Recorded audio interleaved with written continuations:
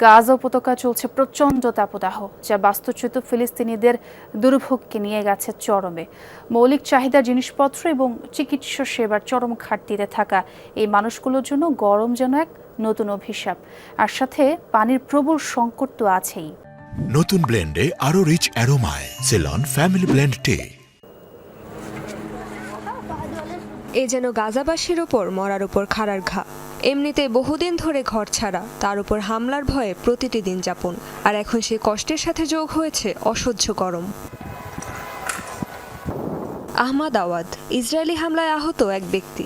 প্রচণ্ড তাপদাহের ফলে ভুগছেন অসহ্য যন্ত্রণায়। পায়ে গুরুতর আঘাত পাওয়ায় সম্প্রতি অস্ত্রোপচার করান তিনি, কিন্তু এই পরিবেশে তার পক্ষে সুস্থ হওয়া প্রায় অসম্ভব। তাঁবুর মধ্যে নেই চিকিৎসা ও বিশ্রামের অবস্থা। আমার পায়ে এত গরম লাগে যে মাঝে মাঝে চুলকাতে গিয়ে চামড়া ফেটে যায়। তাঁবুর ভেতরে প্রচন্ড গরম। এখানে আমি আর আমার বাচ্চারা কোনো মতে টিকে আছি।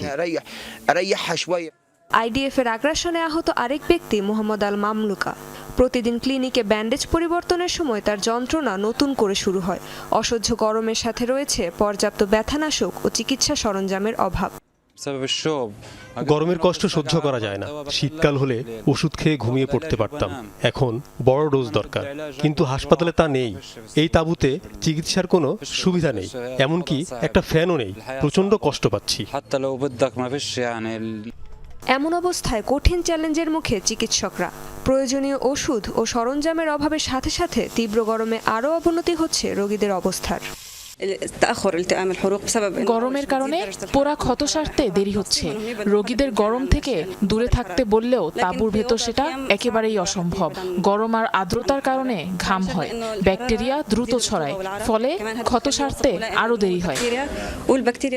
এই তাপদাহের মাঝে পানির সংকটও পৌঁছেছে চরমে। পানির অভাবে পানি শূন্যতা ও নানা ধরনের চর্মরোগে ভুগছে শিশুরা। এমন পরিস্থিতিতে গাজাবাসীদের কেবল একটাই চাওয়া, থামবে আগ্রাসন, ফিরবে স্বাভাবিক জীবন। রেজবানা সাইমা, যমুনা নিউজ।